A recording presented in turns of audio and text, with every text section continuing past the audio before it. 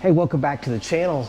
On this episode, we're going to do a little bit of science, a little bit of experimentation, all for your benefit to find out if this Vevor diesel heater, one of these Chinese brands, whether or not we can heat a 540 square foot garage in the dead of winter here in Alaska. So stay tuned. We're going to put this thing through its paces, set it up, do some science, and find out what it can do. We're going to conduct this experiment right here in this garage. This garage measures approximately 14 by 40. I built this garage a couple of years ago as an extension to my house garage. And as much planning and thinking and all that I did to construct this, I did not put any independent source of heat in this particular garage. When I built this garage, I butted it right up to the existing house garage, which is already insulated on a 2x6 wall. There is no insulation in this 2x4 support wall, but these other walls are 2x6 construction. I foamed it in. The ceiling is actually 2x10. It's what they call a hot roof. It's completely foamed in up top. So it is actually pretty well insulated. And typically what I do is just leave this door open if I want to share heat from the forced garage heater in here into this room. Just kind of leave this door open and we let it come in. For the purpose of our experiment, I am going to use this thermostat right here. I think this is a good spot. It's about mid-range of the whole area. And we will be using it to determine the efficiency of our Chinese diesel heater. Now we're going to get into the heater in just a second, show you how it's constructed. I'm actually going to do a little maintenance on it. But this is going to be the site. Come on, let's go take a look at the unit. So this is the actual Vevor unit that we'll be using, Chinese diesel heater. So to be 100% clear, this video is not sponsored by Vevor.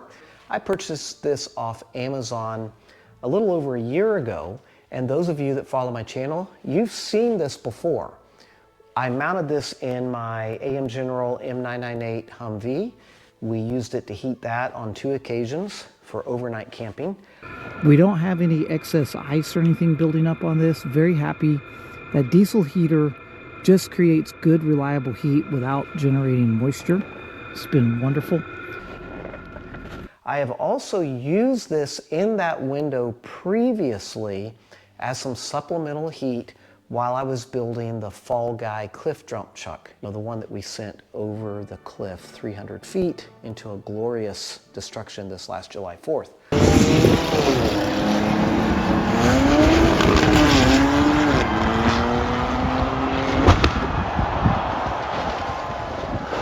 So you've seen it before. It has been operating. I've never done a real scientific experiment on it. With that being said, I want to pop it open and do a little bit of cleanup on it because it's been dusty and grimy and sitting around, and we want to get in here and find out what makes it tick and then see if we can clean it up a little bit, do some service on it. Well, these units are really cool. They come with a remote, which is super neat, and you also have a control panel right here on the front. This has, unlike my camper, so I put an 8 kW diesel heater in my truck camper, but it didn't come in this suitcase pack. It came in all separate components, which is probably how you're used to seeing most of these being done. Inside here, it's ultimately the same thing. Let's get this off of here. And believe me, this thing really is quite dirty from all the places I've taken it and used it. And what I just want to do here, let me show you. Since I had this in the garage while I was doing body work and stuff, you see this dust and crud. I want to get that cleaned up and just give it a good look over before we run it. We're going to run this thing about 12 hours straight and see what all that it can do. I did notice that even from the factory in this line, it works, but that is a really sharp bend on that fuel line, but it works. Your fuel pumps, it's important if you mount this without the case. You want to keep them at that particular angle and et cetera, et cetera. There's a bunch of details about these. So yeah, look how nasty that is. That's from operating it while I was doing body work on my truck project. Oh yeah, it's a mess in here. So I'm gonna get some air. Look at that, filthy dirty. So these things don't use a filter. This housing is just blowing air through it. I'm gonna blow all this out. This was my intention of taking it apart. Let's get this cleaned up. Oh boy, it's dirty. Oh, look at that. Way cleaner than it was. I did not take the glow plug out. I didn't get inside and service that area. I don't intend to do that right now. My main issue was to get all of this other dust and crud out of here. It's going to give us a warning signal if there's something going on and the glow plug isn't firing or if it's clogged up in there. So we're gonna let that be. I got the upper case all cleaned up. It kind of goes in a little bit of a sequence to it. There we go. We're gonna fill it all the way up, and it does have this slot in the side that lets you see how much fuel is in your unit. But yep, pops all back on. Get these in here. Show you a few more of the modifications that we did to make this work. Probably the most challenging part about these Chinese diesel heaters is this exhaust pipe. It is right next to the air intake, and you gotta figure out what makes sense, because this obviously can cause a fire, and you also want to get all the exhaust out of the room that you're in. These are a couple of cheap 2x4 blocks that are just leftovers from other things that gave me some elevation. And I went on to Amazon and bought a couple of these 90-degree. You get these little 90-degree kits that gives you that, so that you can get this thing out and out of the way. So that's my modification to get it up and out. But this guy right here is the real star of the show. That, I think they call that a boat exhaust flange there. It keeps the heat off things. Let me show you how we installed this guy. Well, getting your exhaust out of the room is really important. Drilling a hole through the wall is not always practical for everybody. And you know, I don't really recommend it, especially for something that is maybe seasonally used or occasionally used. So this right here is a piece of scrap plywood. Let me show you what we do. So we're gonna take the scrap plywood, then remove the screen from the window. And I took some weather stripping, just some real basic weather stripping stuff that you can get pretty much anywhere, and stapled it all around it so it would go into the window there. That's pretty good. And then your window comes back to it, and you're wondering, you know, what about keeping the bad guys out, and what about a tight seal? Well, you know, that's what these are for. So you take these little dowels and you squash them in there, and there's your bad guy go away rod. So the window doesn't want to open easily, but now you got an air gap right here. So I just took a little extra of that weather stripping, and we're going to shove it in here, because we don't want the cold air coming in, and we also don't want the exhaust coming in here. So we want to slow down air transfer from there to there. That right there is good and tight. That's in. We are ready to run the diesel heater, so let's go get it and set it up in here. It is simply sitting on the window ledge, as you can imagine, and going to just slip the pipe on. There we go. We are piped on, set up. So this is turned out. Our exhaust is out.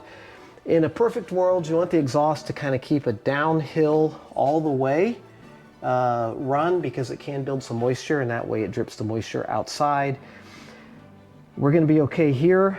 This ultimately is hooked up to the battery. So let's go get the battery and get that hooked up. Here is just it's just a 12-volt battery. I picked this up from CarQuest.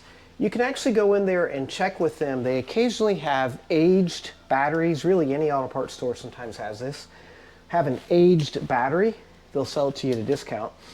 This is a pretty big battery. It's 900 cold cranking amps. And I think I paid like 60 bucks for it. Brand new to me, considered used because it is an aged battery. And then for your diesel heater, you're going to need a smaller eyelet clamp. A boat, like a deep cycle battery, what have you, already has those dual posts on them. But you can just get these posts and get it all set up. And then you've got the equivalent with one of these. So we're going to get the battery hooked up. We're going to check it for voltage. We're going to get an idea also in our science experiment how much voltage we lose over a period of time. All right, so before we fire this thing up for science, we're going to get a volt reading on this battery. Now the diesel heater microprocessor is pretty smart, and it will shut down if the voltage is too low. All right, 12.52 volts where we're sitting. We're going to come back and check this. So mark that. 12.52, let's take a look underneath. Everything down here looks good. Nothing is touching. We've got a full tank of fuel. Line pointed out. I don't feel any vapors coming through there. Let's go ahead and turn it on. It's pretty interesting that she talks to you. You know, she lets you know what she's doing. And on your remote, we're going to up it to the max temperature. Okay, and gonna let it get going. So we're at 12.52 volts. I did have to use my Unibit and open that up just a tad to get it to go over that. So there we go. It is currently firing up. One of the neatest things about these, you're gonna hear the fuel pump kick on. Right now it's ventilating, it's doing some of the important things that it does, but I'm gonna take you outside and show you. It's like a jet engine firing up. I just love the sound these things make. But you're hearing it now? Let's get you up here where you can hear it. Guess my case is rattling a little where I put it on, but that's okay. So we should hear the pump kick in a few moments.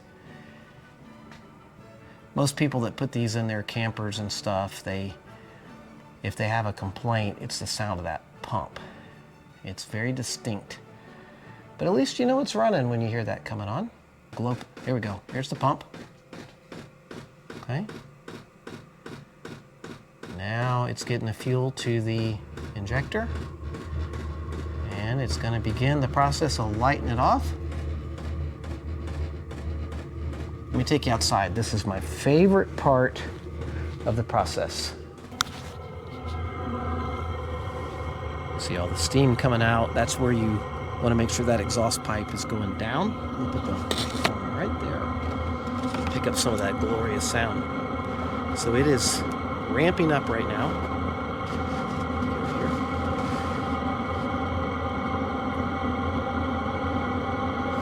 Get a look inside the garage from here. You can see my weather strip all jammed in. Probably jam this one in a little tighter right here. There we go. And that's it. It's putting out heat right here, right now.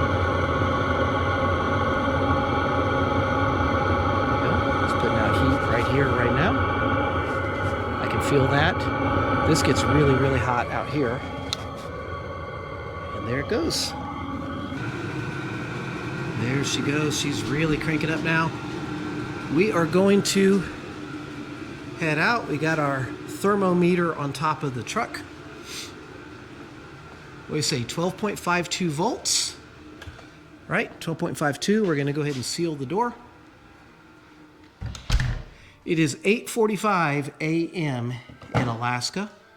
So here we go. Let's get all this marked down. So let's get this experiment going. What is your guess? What do you think? Now, obviously it's going to warm up outside a little bit, and that's going to have some impact on its ability. But how much fuel do you think it's going to use?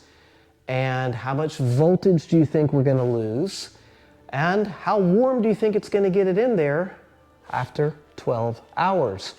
Put your guess down below and we will find out. So you've got three things: heat, voltage, and fuel. Let's find out what that cheap Chinese diesel heater can do in 12 hours.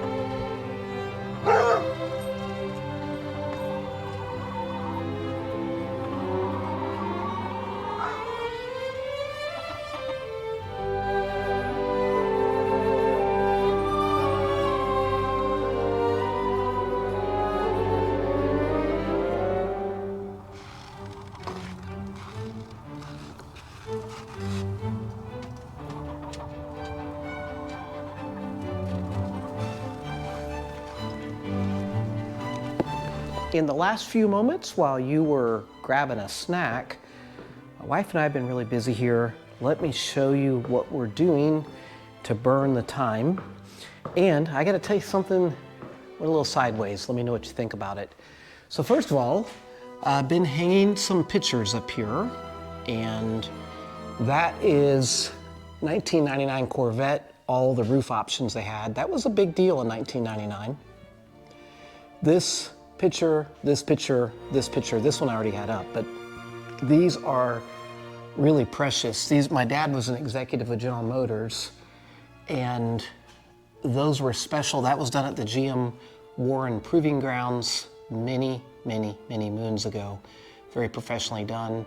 And these were promo items that the executive area had, and he was able to get those after he retired.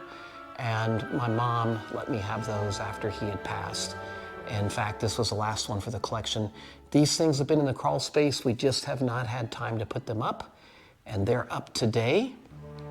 This right here is a gorgeous picture. I just love this one. That's my old '69 Corvette we called Killer. It was a killer shark. Car was a game changer for so many things. 454, 60 over, Edelbrock multi-port fuel injection, Richmond 6-speed, vintage air conditioning. I did my killer light conversions to the headlights on that. 18 by 12s in the rear. That car was just incredible. And a great friend of mine, Louis Law, came out. He was into photography. He took that beautiful, beautiful picture and gifted that to me. So thankful for that. In here, as we enter into the restroom, this picture right here, my brother Louis, he's my oldest brother, many moons ago when a Corvette like this was nearly new, he built this just taking magazine clippings and stuff. And how in the world I ever got my hands on it, I don't know, but I did.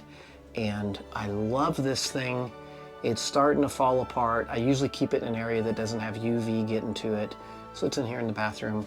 This is a big part of my life. It doesn't have my name here next to it, but back in 2007, we actually worked with General Motors, put a 2007 Corvette LS2 into a 1985 Corvette.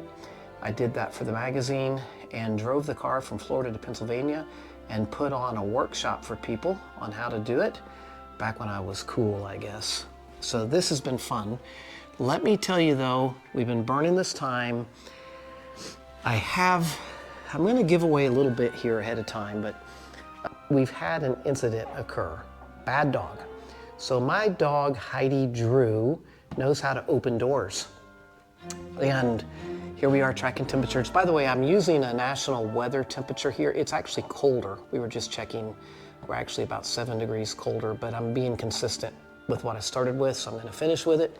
Anyway, I was noticing while we were out here that at the 10:41 mark, the temperature had not really changed much, and we'd seen a tremendous change the prior hour. And I was like, wait a minute. And I peeked my head in here just to make sure it was still running. Did a little one of these. And I could hear it in there running. And I looked over and that door was open. And you know, it's actually like 13, 14 degrees, whatever outside. So somewhere in here, we had a problem with the test. So I asked my wife, I said, what do you think? Do we call it and just start this all over again? And she said, nope. In the name of science, let's just keep going. And full disclosure, we had an issue right here. Now, I have some predictions myself about knowing how these heaters run, what I'm kind of thinking is going on. It is 12:22, and we are sitting on this at 61 degrees. So for consistency purposes, I've been using the weather app, and I've been noticing this since we got started. The weather app is indicating we've gone to 20 degrees Fahrenheit. This is our outdoor temperature that we're showing here at the house. Maybe I probably should have used that, but this is consistently about, you know, roughly 5 degrees difference no matter what I do. And I was out in the chicken coop checking that, which is a regular analog gauge, and it was indicating that we're about 12, 13 degrees in there. So we're going to continue using this because we started here, but just for reference of actual temperature, that what that diesel heater is fighting is obviously closer to this temperature than that one, but it gives you a rough idea in general that this is what the computer says for the area in general, and then this is of course what we're actually experiencing here. Probably been better to keep coming and checking that instead of this, but usually these two are nearly identical, but at this point 4 degrees difference, you know, 4 or 5 degrees, probably not a big deal. I'll continue monitoring the differences going on here so we can talk about that when it's all done. Right, we are bringing this test to an end. We're coming right up on the 12 hours since we began. And again, just for comparison, I really should have started out using this thermometer scale instead of just using the internet one, but I figured the internet one would help get a better gauge on exactly overall what kind of temperatures we're dealing with right now. The current outdoor temperature is 11.8 degrees. This is indicating 19. It's been off by a factor of about 5, but you can see right now it's a quite larger factor. Of course, the humidity outside is 86%, 40% humidity. This is showing 60 degrees indoors because, of course, this unit is right here by the window, and it's 11 degrees on the other side of this window. We keep our house usually at 68. Well, let's head on outside in the garage and see where we ended up with this so far. Are 8:41 p.m.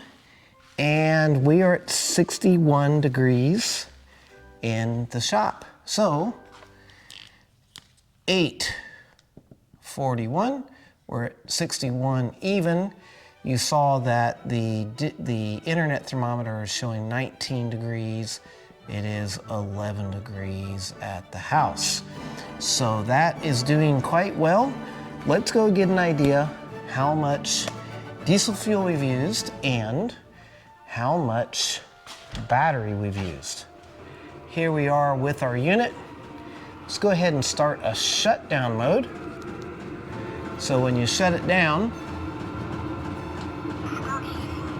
she says she's stopping heating.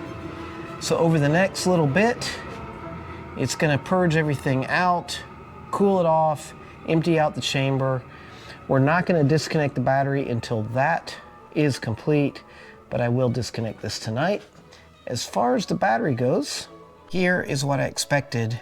Once the fan completely shut down, we cruised up to 12.21 volts. This was at 12.52 at rest 12 hours ago. And we have burned, what, 0.3? 0.3 of a volt is all that we've lost in 12 hours. Help me understand how that's even possible. And let's get an idea how much fuel we went through.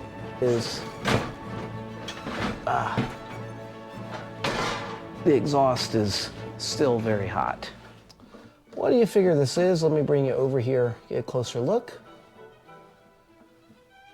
They advertise this as being able to use about 1 gallon a night, but depends on how much you measure a night. We started out here, we're down here. So this is what, 5 liters? I would say that we've got about 2 liters left, or, easily a little, maybe about a quarter of a gallon left in this tank. That is also incredible. So here we go, yeah, 12.22 volts. There's been no charger on this at all today. It has been just here running. Give you an idea. So you can raise the temperature of a 540 square foot garage 50 degrees when it is, let's just say we are on average about 15 degrees all day today on average real temperature versus what the internet temperature was. And we kept this garage in here as high as a little over 61 degrees. Just operating this on 0.3 of a volt and about 3/4 of a gallon of diesel fuel. Pretty amazing. Final numbers on the board. Starting volts, 12.52. Ending volts, 12.2. That is just absolutely incredible. We went through about 3/4 of a gallon, or I would say maybe 3 liters for those of you that prefer that. And interesting to me, even with my bad dog event, we're really not quite sure how long that door was open. At that time, we were reading the internet temperature at 18, but we were showing on the house thermometer that it was closer to like 13 degrees at that point. But we had a quick temperature jump in the first hour. We picked up 6 degrees in the first hour of turning it on. We had an issue here, bad dog, but really it didn't ever get over 61.2. That was the highest temperature that I recorded throughout this period, and we never fell below that. So, and that is in the middle of that large garage. So I'm sure if I had moved that thermometer closer to the heater, obviously it would have been warmer on the other side, and would have been cooler if we put it all the way by the garage door, probably. But I can't complain with that. That is pretty astounding.